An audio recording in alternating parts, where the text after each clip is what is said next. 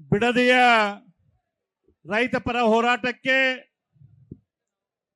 ಇವತ್ತು ಅದರ ನೇತೃತ್ವವನ್ನು ವಹಿಸಿ ರೈತರ ಹೋರಾಟವನ್ನು ಪ್ರಾರಂಭಿಸಿರುವ ನಮ್ಮ ಬಿಜೆಪಿ ಅಧ್ಯಕ್ಷರಾದ ಶ್ರೀ ವಿಜೇಂದ್ರ ಯಡಿಯೂರಪ್ಪನವರೇ, ರೈತ ನಾಯಕರು ತಮ್ಮ ಹೋರಾಟದ ಮೂಲಕ ಇಡೀ ಕರ್ನಾಟಕದಲ್ಲಿ ರೈತ ನಾಯಕರಾಗಿ ವಿಜೃಂಭಿತರಾಗಿ ರೈತ ಪರ ಜನಪರ ಯೋಜನೆಗಳ ಮೂಲಕ ಜನರ ಹೃದಯವನ್ನು ಗೆದ್ದಿರುವಂತ ಶ್ರೀಮಾನ್ ಯಡಿಯೂರಪ್ಪನವರೇ, ನಮ್ಮ ವಿರೋಧ ಪಕ್ಷದ ನಾಯಕರಾದ ಶ್ರೀ ಆರ್ ಅಶೋಕ್ ಅವರೇ, ಚಲವಾದಿ ನಾರಾಯಣ ಸ್ವಾಮಿ ಅವರೇ, ಹಾಗೂ ಇಲ್ಲಿ ನೆರೆದಿರುವಂತ ಎಲ್ಲ ನಮ್ಮ ಪಕ್ಷದ ಹಿರಿಯರೇ, ಯುವ ಮಿತ್ರರೇ, ತಾಯಂದಿರೇ ಹಾಗೂ ರೈತ ಬಂಧುಗಳೇ,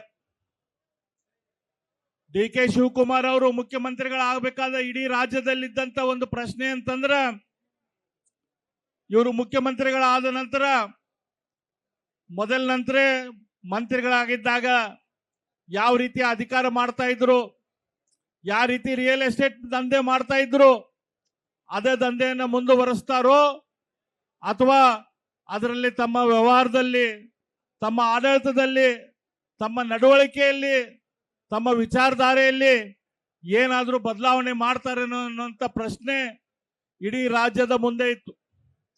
ಇಡೀ ರಾಜ್ಯದ ಜನ ಒಂದು ರೀತಿ ಹೆದರಿಕೆಯಿಂದ ಇವ್ರ ಹತ್ರ ನೋಡ್ತಾ ಇದ್ರು, ಹೊಸ ಮುಖ್ಯಮಂತ್ರಿ ಡಿ ಕೆ ಶಿವಕುಮಾರ್ ಆದ ನಂತರ ಏನು ಮಾಡ್ತಾರಂತ ಹೇಳಿ.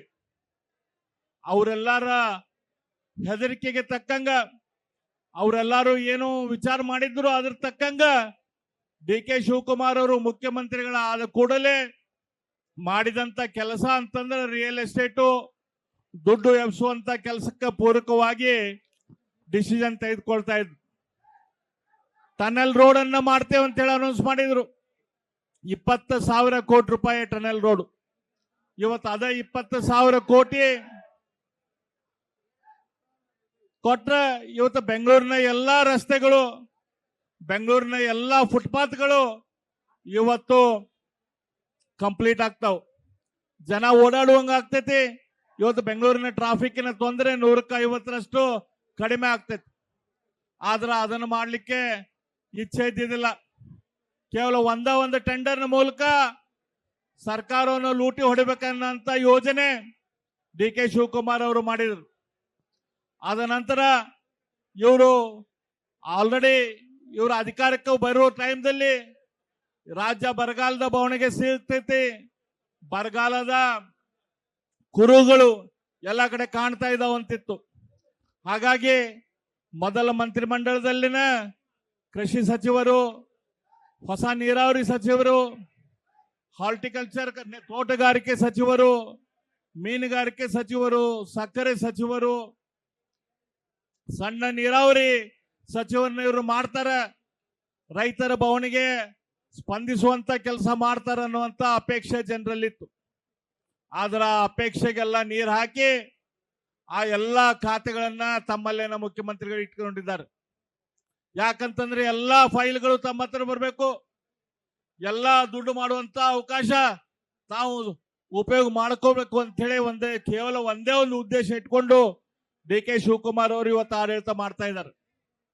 ಮೊನ್ನೆ ಕಲಬುರಗಿಯಲ್ಲಿ, ಅದಾದ ನಂತರ ಬೆಳಗಾಂದಲ್ಲಿ ಒಂದು ವೀಕ್ಷಣಾ ಸಭೆಯನ್ನು ಮಾಡಿದರು. ಅಲ್ಲಿ ಏನು ಮಾಡಿದರು, ಅಲ್ಲಿ ಬಂದಂತ ಜನರಿಗೆ, ಜನಪ್ರತಿನಿಧಿಗಳಿಗೆ, ರೈತರಿಗೆ ಮುಖ್ಯಮಂತ್ರಿಗಳು ಬರ್ತಿದಾರ, ನಮಗೇನಾದ್ರೂ ಬರ ಪರಿಹಾರಕ್ಕಾಗಿ ಏನಾದ್ರೂ ಘೋಷಣೆ ಮಾಡ್ತಾರಂತಿತ್ತು. ಆದ್ರೆ ಒಂದು ಪೈಸಾದು ಬರ ಪರಿಹಾರದ ವಿಚಾರವಾಗಿ ಕೆಲಸ ಮಾಡಲಿಲ್ಲ. ಕೇವಲ ತೋರಿಕೆಗಾಗಿ ಇಲ್ಲಿ ಬಂದು ಬಿಡದಿಯಲ್ಲಿ ಏನ್ ಮಾಡ್ತಾ ಇದಾರ, ಇವತ್ತೆಲ್ಲರಿಗೂ ಗೊತ್ತಿರುವಂಗ ರಿಯಲ್ ಎಸ್ಟೇಟ್ ದಂಧೆ ಸರ್ಕಾರದ ಮೂಲಕ ಮಾಡುವಂತ ಕೆಲಸ ಡಿ ಕೆ ಶಿವಕುಮಾರ್ ಅವರು ಮಾಡ್ತಾ ಇದ್ದಾರೆ. ನೀವು ಟೌನ್ಶಿಪ್ ಮಾಡ್ರಿ, ನಮಗ್ ಬೇಡ ಅಂತ ಹೇಳುದಿಲ್ಲ. ಆದ್ರೆ ಬಿಡದಿಯಲ್ಲಿ ಯಾಕೆ ಮಾಡಬೇಕು? ಒಣ ಜಾಗಗಳು ಬೇಕಾದಷ್ಟು ಅದಾವ ಬೆಂಗಳೂರಿನ ಸುತ್ತಮುತ್ತಲ, ಬೇಕಾದಷ್ಟು ಆ ಸುತ್ತಮುತ್ತಲ ಎಲ್ಲ ಒಣ ಜಾಗ ಅದಾವ. ಎಲ್ಲರ ರೈತರು ರೈತಾಪಿ ಮಾಡ್ತಾ ಇಲ್ಲ, ಆ ಜಾಗದಲ್ಲಿ ಹೋಗಿ ಟೌನ್ಶಿಪ್ ಮಾಡ್ರಿ, ಜನ ಸ್ವಾಗತ ಮಾಡಿ ನಿಮಗೆ ಕೊಡ್ತಾರೆ, ಜಾಗ ಕೊಡ್ತಾರೆ, ಇಲ್ಲಿ ಟೌನ್ಶಿಪ್ ಮಾಡ್ರಿ ಅಂತ ಹೇಳ್ತಾರ. ಮೆಟ್ರೋ ಮಾಡ್ರಿ, 1 ಗಂಟೆಯಲ್ಲಿ 1.5 ಗಂಟೆಯಲ್ಲಿ ಅಲ್ಲಿ ಹೋಗಿ ಮುಟ್ಟಬಹುದು. ಆ ರೀತಿಯ ಪ್ರಾಜೆಕ್ಟ್ಗಳನ್ನ ಹಾಕ್ರಿ, ಅದಕ್ಕೆ ಇಡೀ ರಾಜ್ಯದ ಜನ ನಿಮ್ಮನ್ನ ಮೆಚ್ಕೊಂತಾರ. ಅದನ್ನ ಬಿಟ್ಟು ಇವತ್ತು ದುಡ್ಡು ಹೊಡೆಯುವಂತ ಏಕೈಕ ಉದ್ದೇಶದಿಂದ ನಿಮ್ಮ ಲ್ಯಾಂಡ್ಗಳಿಗೆ ರೇಟ್ ಬರಲಿ ಅಂತ ಒಂದೇ ಒಂದು ಉದ್ದೇಶದಿಂದ ಇವತ್ತು ಟೌನ್ಶಿಪ್ ಮಾಡಿ ರೈತರ ಮನೆಗಳನ್ನ ಮುರಾಬಟ್ಟೆ ಮಾಡುವಂತ ಕೆಲಸ ನೀವು ಮಾಡ್ತಿರಲ್ಲ. ಈ ಶಾಪ ನಿಮಗ ಬಿಡುದಿಲ್ಲ ಶಿವಕುಮಾರ್ ಅವರೇ, ಈ ಶಾಪ ನಿಮಗ ಬಿಡುದಿಲ್ಲ. ಈ ಶಾಪ ನಿಮಗ ಹತ್ತೈತಿ. ನಿಮಗಷ್ಟೇ ಅಲ್ಲ, ನಿಮ್ಮ ಕುಟುಂಬಕ್ಕೂ ಕೂಡ ಈ ಶಾಪ ಹತ್ತೈತಿ. ದಯಮಾಡಿ ಈ ಶಾಪ ತೆಗೆದುಕೊಳ್ಳಾಕ ಹೋಗ್ಬೇಡ್ರಿ. 2 ವರ್ಷದ ನಿಮಗ ಅವಕಾಶ ಐತಿ. 2 ವರ್ಷದ ಅವಕಾಶದಲ್ಲಿ ಸಮಾಜಕ್ಕ, ದೇಶಕ್ಕ, ರಾಜ್ಯಕ್ಕ, ರೈತರಿಗೆ, ಬಡ ಕುಟುಂಬಗಳಿಗೆ ಉಪಯೋಗ ಆಗುವಂತದ್ದು ಏನಾದ್ರೂ ಕೆಲಸ ಮಾಡ್ರಿ. ಅದರ ಮೂಲಕ ಒಳ್ಳೆ ಕೆಲಸ, ಒಳ್ಳೆ ಹೆಸರನ್ನು ತೆಗೆದುಕೊಳ್ರಿ. ಇಷ್ಟು ವರ್ಷದ ರಾಜಕೀಯ ಜೀವನದಲ್ಲಿ ನಿಮ್ಮ ಹೆಸರಾಗೈತಿ. ಅದಿಲ್ಲಪ್ಪ, ನಮ್ಮ ಶಿವಕುಮಾರ್ ಹಂಗಿದ್ದಿದ್ದಿಲ್ಲ, ಮುಖ್ಯಮಂತ್ರಿ ಆದ್ಮೇಲೆ ಬದಲಾದ, ಜನರಿಗೆ ರೈತರಿಗೆ ಉಪಯೋಗ ಮಾಡಿದ್ರು ಅಂತೇಳಿ ಹೇಳುವಂಗ ಒಳ್ಳೆ ಕೆಲಸ ಮಾಡ್ರಿ. ಈ ರೀತಿ ರಿಯಲ್ ಎಸ್ಟೇಟ್ ದಂಧೆ ಮಾಡಬೇಡ್ರಿ. ನಿಮ್ಮ ಹತ್ರ ದುಡ್ಡು ಸಾಕಷ್ಟು ಐತಿ. ರೈತರ ಹೊಟ್ಟೆ ಮೇಲೆ ಹೊಡೆದು ದುಡ್ಡು ಮಾಡುವಂತ ಅವಶ್ಯಕತೆ ನಿಮಗಿಲ್ಲ. ದಯಮಾಡಿ ಅದನ್ನ ಮಾಡಬೇಡ್ರಿ. ಆ ಶಾಪ ನಿಮ್ಗೆ ಹತ್ತೈತಿ. ಮುಂದೆ ಬರುವಂತ ಎಲೆಕ್ಷನ್ ದಲ್ಲಿ ನಿಮ್ಗ ಸರ್ಕಾರ ಜನ ಮನೆಗೆ ಕಳಿಸುವಂತ ಕೆಲಸ ಮಾಡೇ ಮಾಡ್ತಾರ ಅಂತ ಹೇಳಿ ನನ್ನ 4 ಮಾತುಗಳನ್ನ ಮುಗಿಸ್ತೇನೆ. ಬೋಲೋ ಭಾರತ್ ಮಾತಾ ಕಿ.